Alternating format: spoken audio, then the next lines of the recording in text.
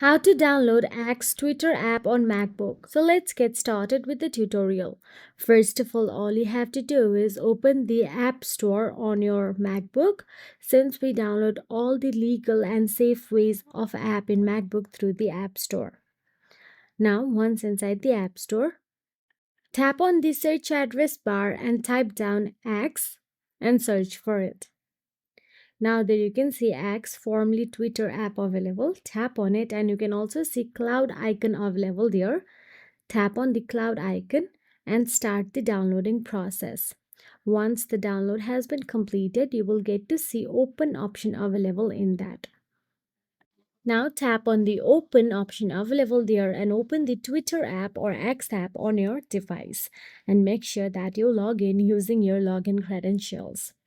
And that is it. If you found this video helpful, please like, share and subscribe our channel and thank you so much for watching.